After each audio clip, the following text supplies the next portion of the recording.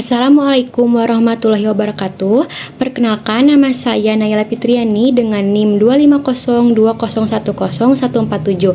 Saya dari kelas F Manajemen. Di sini saya akan menjelaskan kembali tentang ekonomi dasar dengan mata kuliah pengantar ilmu ekonomi yang sudah saya pahami.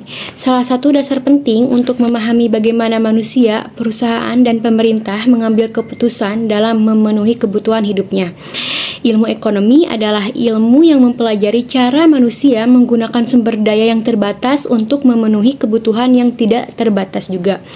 Ilmu ekonomi terbagi menjadi dua cabang besar. Yang pertama ada ekonomi mikro yang mempelajari perilaku individu, rumah tangga, dan perusahaan dalam mengambil keputusan ekonomi. Dan yang kedua ada ekonomi makro yang mempelajari ekonomi secara keseluruhan seperti inflasi, pengangguran, dan pertumbuhan ekonomi suatu negara. Dalam ekonomi terdapat 4 konsep penting. Yang pertama ada kebutuhan dan keinginan. Manusia memiliki banyak kebutuhan seperti makanan, pakaian, dan tempat tinggal. Namun manusia juga memiliki keinginan, yaitu hal yang diinginkannya. Untuk yang kedua ada kelangkaan, yaitu keadaan di mana jumlah kebutuhan lebih besar daripada sumber daya yang tersedia.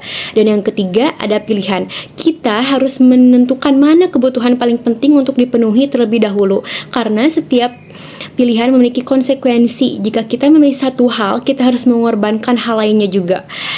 Konsep pilihan dalam ekonomi tidak hanya berlaku untuk individu atau pemerintah, tetapi juga untuk pelaku ekonomi utama, yaitu produsen, konsumen, dan distributor.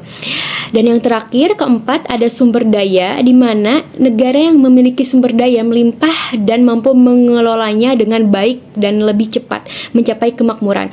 Contohnya itu seperti negara Indonesia memiliki sumber daya alam besar, tapi kemakmuran tergantung pada kemampuan mengelolanya ataupun sumber daya dan teknologinya. Mungkin sekian yang dapat saya sampaikan. Mohon maaf atas kesalahannya. Wassalamualaikum warahmatullahi wabarakatuh.